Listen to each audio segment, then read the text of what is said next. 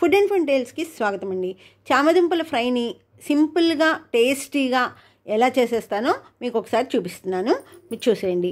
చామగడ్డల ఫ్రైని చక్కగా పప్పుచారులో కానీ వేడివేడి పప్పులో కానీ నలుచుకుంటే చాలా బాగుంటుందండి. ఇప్పుడు ఒక అరకిలో చామదుంపలు తీసుకొని వాటిని బాగా శుభ్రంగా కడిగేసి కుక్కర్లో నీళ్ళు పోసేసి దాంట్లో ఉడకబెట్టేసి రెండు కోతలు రానిచ్చానండి.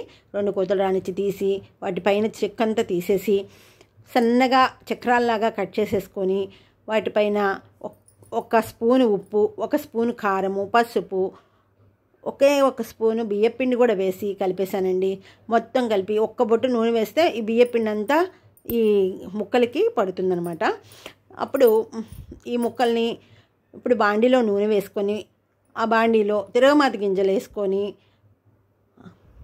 మినపప్పు, జీలకర్ర, ఆవాలు, పచ్చెనగపప్పు వేసేసి 1 ఎండుమిరపకాయ వేసి కరివేపాకు 2 పచ్చిమిరపకాయ ముక్కలు వేసేసుకొని వాటిని బాగా ఫ్రై చేసేసుకొని తిరగమాతని ఫ్రై చేసిన తర్వాత ఆ తిరగమాతలో ఇప్పుడు మనం కలుపుకున్న చామదుంపల ముక్కలన్నీ వేసేసి మీడియం ఫ్లేమ్లో పెట్టుకొని కొంచెం మాడకుండా బాగా తిప్పుతూ బాగా దాన్ని ఫ్రై చేసుకోవాలన్నమాట.